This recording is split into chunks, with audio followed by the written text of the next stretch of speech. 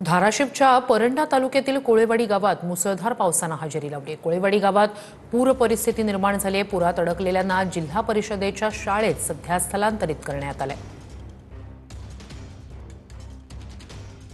परंडा तालुक्यामधल्या अनेक गावांमध्ये पुराच्या पाण्यानं शेतीचं अतोनात नुकसान झालेलं आहे। अनेक गावांमध्ये पाणी शिरलंय, त्यामुळे रात्रीच्या वेळी मिळेल त्या ठिकाणी सुरक्षित ठिकाणी नागरिक जे आहेत आपापल्या सोयीनुसार बाहेर पडलेले होते। सध्या परंडा तालुक्यामध्ये असणाऱ्या आपण पाहतोय की कायेवाडी गावामधल्या शेगावच्या परिसरामधले सगळे आपण पाहतोय की ग्रामस्थ जे आहेत जिल्हा परिषदेमध्ये एकत्र आलेले आहेत। रात्रीच्या वेळेस या सगळ्यांना ट्रॅक्टरच्या माध्यमातून जिल्हा परिषद शाळेमध्ये आणण्यात आलेलं होतं, कारण रात्री पाणी जर वाढलं तर कदाचित गावांमधल्या अनेक घरांमध्ये पाणी जे आहे ते शिरलेलं असतं। आपण पाहतोय की चिमुकली लहान मुलं असतील, शाळांना तर सुट्टी देण्यात आलेली आहे, त्यामुळे सगळे ग्रामस्थ रात्री खरं तर भीतीमध्ये होते, मात्र रात्रीच त्यांना सुरक्षित ठिकाणी स्थलांतरित करण्यात आलं।